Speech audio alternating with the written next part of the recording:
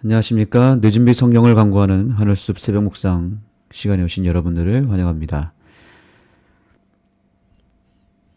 오늘 계속해서 우리는 이번 주 교과인 제9가 율법의 실천에 대해서 배울 텐데요. 율법이라고 하는 이 매우 중요한 개념과 또 이 율법의 가치에 대해서 계속 이어서 살펴보도록 하겠습니다. 오늘 제목은 언약법전입니다. 하나님께서는 율법이라고 하는 하나님 나라의 법을 가능하면 최대한 적용하기 위해서 다양한 방법으로 율법을 선포하셨습니다. 우선 율법의 종류는 여러 가지가 있습니다. 첫 번째로 도덕법이 있습니다. 이 도덕법은 특별히 십계명이라고 하는 계명으로 내려주셨습니다. 그러나 그 십계명 하나만으로는 이 율법의 모든 내용을 다 담을 수 없고 또 그것만으로는 우리 생활에 또 부족한 부분이 있었기 때문에 하나님은 이 도덕법 말고 생활법에 해당하는 율법도 내려주셨습니다. 삶의 영역은 매우 다양하죠. 의식주가 있고 또 다양한 상호 관계 속에서 펼쳐지는 또 삶의 영역들이 있습니다. 우리나라의 헌법을 보면 그 항목이 수천 가지, 수만 가지가 됩니다. 법의 영역도 종류가 다양합니다. 하나님 나라의 법도 단순하게 십계명으로 끝나지 않고 매우 자세하고 다양하게 기록된 법들이 있습니다. 그것이 바로 모세가 광야에서 기록한 율법서의 내용입니다. 그것을 특별히 우리는 모세오경이라고 말합니다. 이 모세오경 안에는 제사법이 있고 위생법이 있고 음식법이 있고 노예법, 다양한 법들이 기록되어 있습니다. 굉장히 방대한 내용으로 또 아주 세세하고 자세하게 기록되어 있습니다. 왜 이렇게 법을 여러 가지 또 다양하게 세세하게 기록했을까요? 이에 대해서 저자는 이렇게 설명합니다. 바로 교훈의 말씀인데요. 보겠습니다. 율법이 일상에 적용되어야 했기 때문에 하나님은 추가적인 율례를 주셨다. 여기서 주목해야 될 부분은 바로 이것입니다. 일상에 적용해야 됐기 때문에 추가적으로 주었다는 것입니다.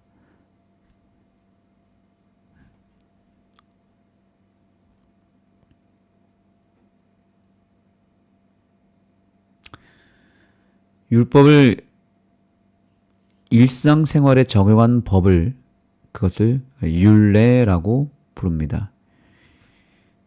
율법을 주신 목적을 우리가 지난 시간에 배웠죠. 바로 우리의 행복 때문에 주어진 것이라고 말씀드렸습니다. 하나님의 관심사는 여전히 우리가 건강하고 행복하게 잘 사는 것입니다. 마치 부모의 최대의 관심사가 자녀가 행복한 것, 자녀가 잘 먹고 잘 자고 건강하게 무탈하게 행복하게 사는 것이 부모의 최대 관심사잖아요. 그것과 마찬가지로 하나님도 최대의 관심사는 우리가 행복하게 건강하게 사는 것입니다. 그래서 부모들은 자녀들이 뭘 입는지, 무엇을 먹는지, 보는지, 또 무엇을 듣는지, 누구랑 같이 지내는지 정말 하나같이 세밀하게 다 관심을 갖고 또 관여하려고 하고 또 가장 좋은 것을 주기 위해서 많은 노력을 가합니다.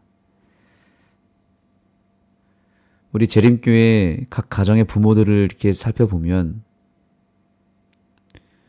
우리 아이에게 최고의 것을 주기 위해서 얼마나 많은 노력을 합니까? 건강에 해로운 것들은 가능하면 주지 않으려고 하잖아요. 아이들의 건강을 위해서 또 아이들이 행복하게 살도록 하기 위해서 모든 초점을 맞춥니다. 이것이 바로 부모들의 마음입니다.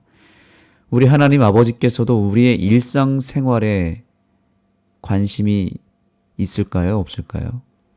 당연히 있습니다. 우리가 먹는 것에, 우리가 심지어 입는 것에도 관심이 있으십니다. 그래서 우리에게 해로운 것은 철저하게 막으시고 그것을 경계하시고 또한 반면에 우리에게 유익이 되는 것이 있다면 어떻게든 그것을 주고 싶은 분이 우리 하나님 아버지십니다. 그것을 제공하기 위해서 오늘도 굉장히 많은 노력을 하실 것입니다. 우리에게 유익이 되는 것이 무엇인지를 최대한 주시려고 할 것이고 우리에게 해로운 것들은 최대한 막으실 것입니다. 그래서 오늘 우리에게 주어진 여러 상황들이 다 하나님의 섭리 가운데 이루어지는 것이기 때문에 나에게 해로운 것은 미리 막아주시고 우리에게 유익이 되는 것은 그것이 조금은 우리에게 고통스러운 일이라 할지라도 유익이 되는 것은 하나님은 시련이라 할지라도 주시는 분입니다. 결과적으로 유익이 되는 것은 우리에게 조금의 고통이 있어도 주신다는 것을 잊지 마시기 바랍니다. 마치 자녀들을 위해서 필요할 때는 병원에 데려가서 주사를 맞게 하거나 또 우리가 뭔가 잘못된 길을 갔을 때는 매를 대서라도 그 길을 가지 않게 하는 것처럼 하나님은 최대한 100% 무조건적으로 우리를 좋은 길로 인도하기 위하여 많은 것들을 준비하시고 이루시고 또한 허락하신다는 사실을 잊지 마시기 바랍니다. 그래서 여하튼 하나님께서는 우리에게 일상생활에서 복을 주고 유익을 주고자 만든 원칙들이 있는데 그것이 바로 율례들이라고 볼 수 있습니다.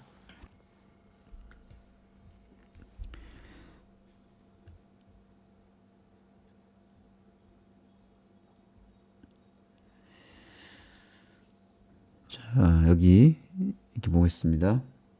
언약법전은 여러 장에 걸쳐서 설명되어 있다. 이 모든 율례와 법은 죄악이 세상을 덮는 것을 막고 질서 있는 사회를 세우기 위하여 제정되었다.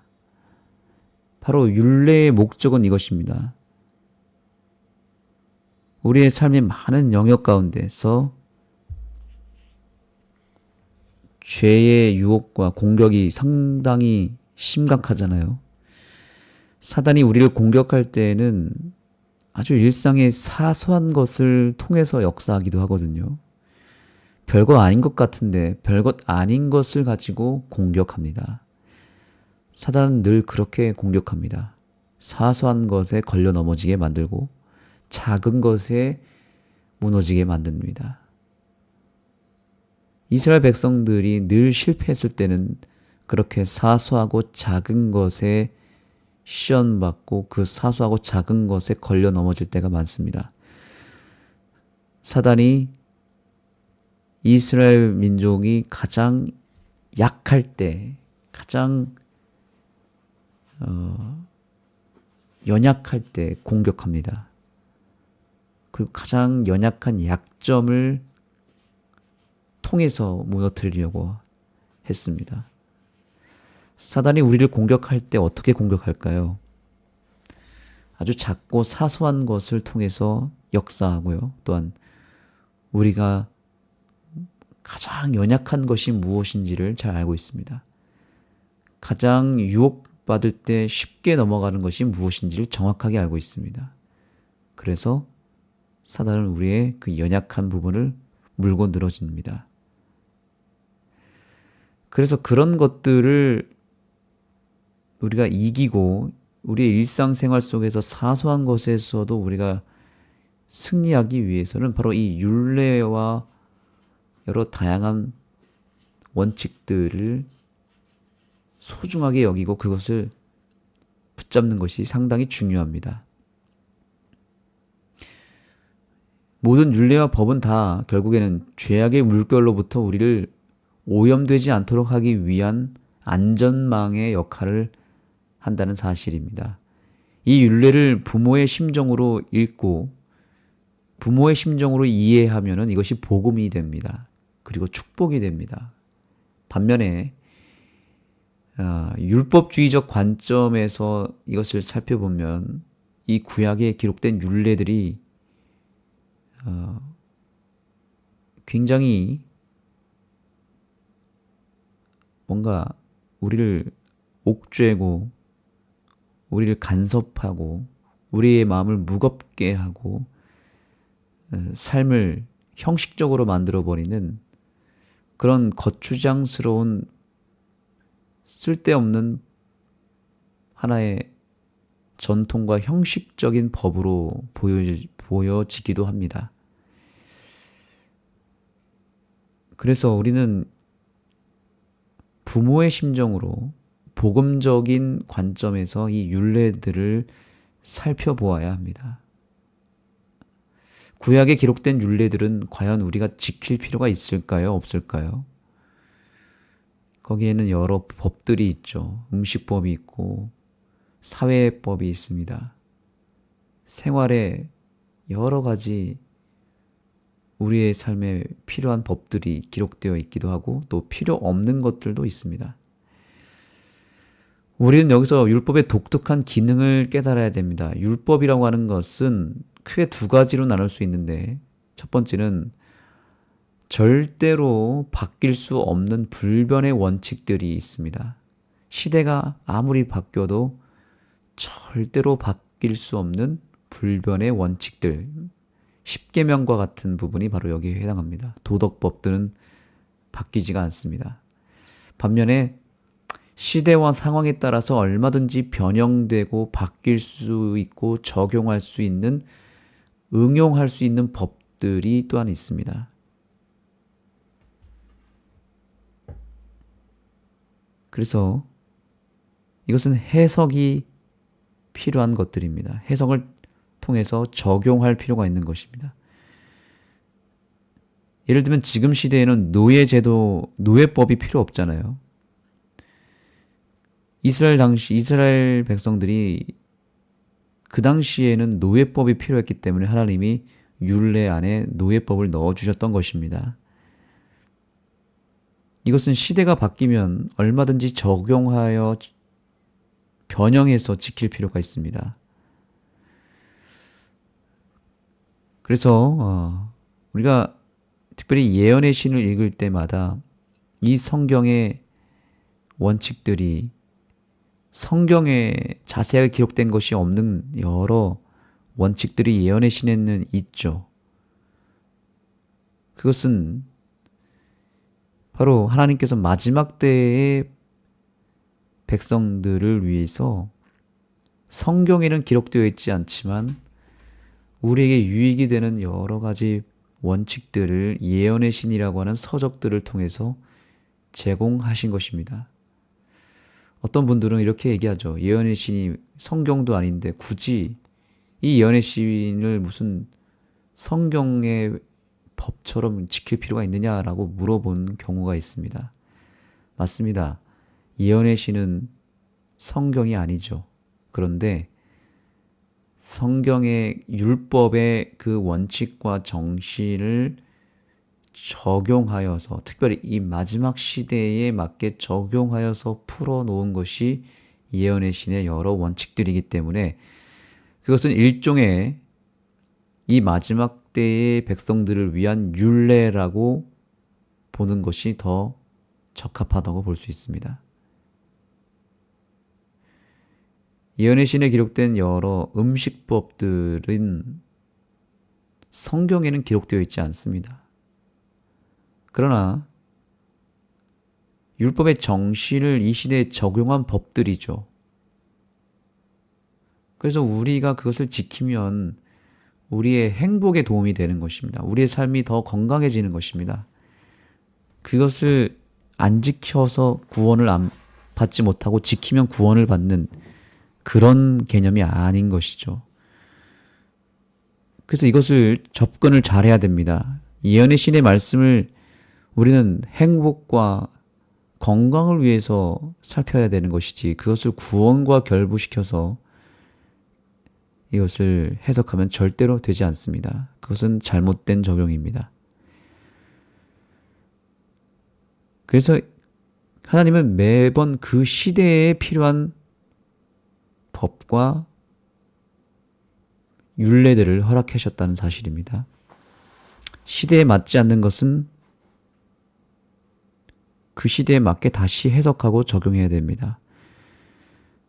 예언의 신에도 보면 이런 법들이 있죠. 자전거를 타지 말라, 보험을 들지 말라, 사진을 찍지 말라.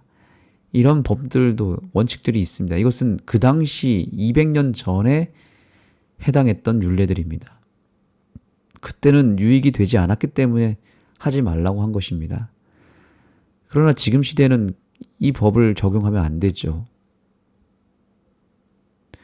그래서 율법은 시대와 배경과 상관없이 결코 바꿀 수 없는 불변의 원칙들이 있고요. 또한 얼마든지 시대의 상황에 맞춰서 적용해야 될 생활의 법들이 있음을 잊지 마시기 바랍니다. 우리가 성경과 예언의 신에 제시된 수많은 율법의 조항들이 있고 규칙들이 있는데 이 모든 것들에 대해서 지혜로운 적용을 통하여 우리의 삶을 더 풍성하게 하게 되기를 소망합니다. 구약의 백성들에게 율례를 통해 당시의 시대적 배경과 문화적 배경에 맞춰서 적용한 법들이 그들의 삶을 세상의 죄악으로부터 지켜주는 울타리의 역할을 했던 것입니다.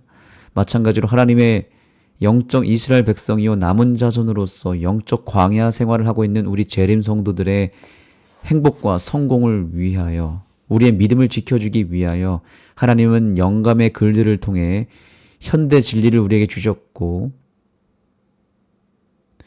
또한 이 마지막 때에 적용하고 또한 지켜야 할 율례들을 바로 예언의 신의 서적들을 통하여 주셨다는 사실을 기억하게 되기를 바랍니다. 우리가 이것을 내 구원과 결부시켜서 무거운 짐을 만드는 것이 아니라 내 개인의 행복과 내 개인의 건강과 행복에 결부시켜서 이것들이 다 우리에게 유익이 되는 축복으로 받아들이게 되기를 소망합니다. 이 재림교회에 주신 수많은 율례들을 오늘부터 잘 해석하고 잘 적용하는 삶을 우리 모두가 살게 되기를 소망합니다. 무엇보다 우리에게 이 선지자의 글들을 통해서 축복을 허락하신 하나님께 감사하는 하루가 되기를 바라고 이것을 잘 이해하고 믿음으로 순종하는 능력을 받는 이 아침이 되기를 간절히 소망합니다. 기도하겠습니다. 하나님, 우리 재림교회를 통하여 우리에게 우리 건강에 필요한 법들을 허락해 주시고 우리가 사회생활을 하면서 일상생활 속에서 필요한 법들을 허락해 주시고 또 사회생활, 또 일상생활에서 필요한 여러 가지 율례들을 허락해 주셔서 감사합니다. 또 우리 자녀들에게 베풀어야 될 교육에 필요한 것들을 주셔서 감사합니다. 이 귀한 진리들을 하나님께서는 자세하게 알려주셨고 자세하게 기록하여 주셨고, 그래서 우리의 삶에 빈틈이 없도록 만들어 주시고 그 부족한 부분들을 채울 수 있는 기회를 주셨사오니, 우리의 삶의 부족한 부분들을 오늘 하루 새롭게 채우고 여러 가지 삶의 영역 속에서 구멍난 빈틈을 다 메워서 더 이상 우리가 세상에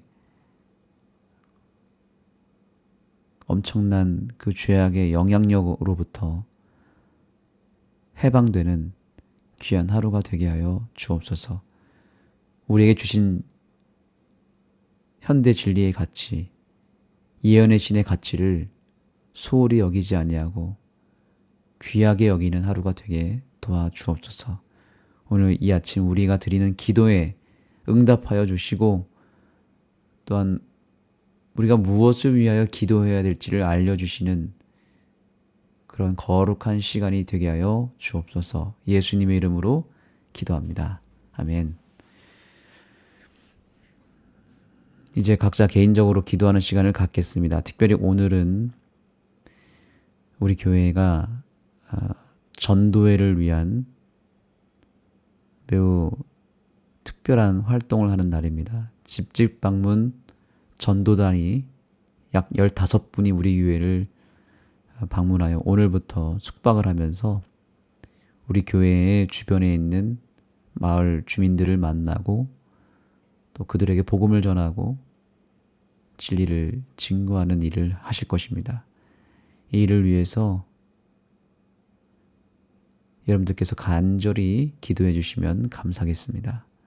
오늘부터 시작되는 집집 방문 전도회를 위하여 간절히 기도해 주시기 바랍니다.